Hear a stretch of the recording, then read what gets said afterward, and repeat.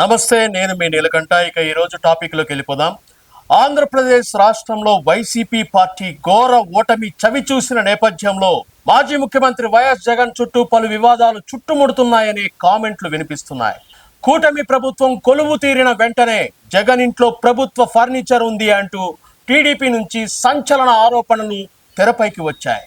ఇదే సమయంలో అత్యంత వివాదాస్పదంగా మారిన ఋషికొండ ప్యాలెస్ వ్యవహారం తీవ్ర చర్చనీయాంశమైంది.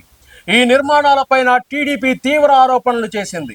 ఇందులో భాగంగా ఈ నిర్మాణాల కోసం సుమారు 450 కోట్లు ఖర్చు చేశారని, అవన్నీ జగన్ తన సతీమణి భారతి కోసమే అని కామెంట్లు వినిపించాయి.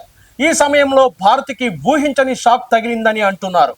అవును, వైఎస్ జగన్ సతీమణి వైఎస్ భారతికి ఊహించని షాక్ తగిలిందని తెలుస్తోంది. ఇందులో భాగంగా ఆమె వ్యక్తిగత సహాయకుడు వర్రా రవీందర్ రెడ్డి అరెస్ట్ అయినట్లు వార్తలు వస్తున్నాయి. ఓ వర్గం మీడియాతో పాటు సోషల్ మీడియాలోనూ ఈ మేరకు ప్రచారం ఊపందుకుంది.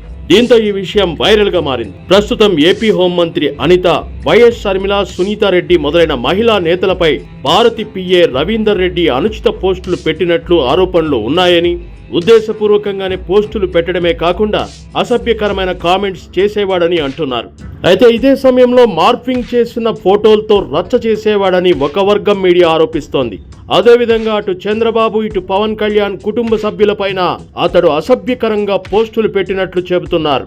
ఈ వరుస భారీ ఆరోపణల నేపథ్యంలోనే భారతి వ్యక్తిగత సహాయకుడు రవీంద్ర రెడ్డిని పోలీసులు అరెస్టు చేసినట్లు చెబుతున్నారు. ఇందులో భాగంగా రవీంద్రారెడ్డి కడప నుంచి కదిరి వెళ్లే మార్గమధ్యంలో పోలీసులు ఆయన్ను అదుపులోకి తీసుకున్నారని వార్తలు హల్చల్ చేస్తున్నాయి.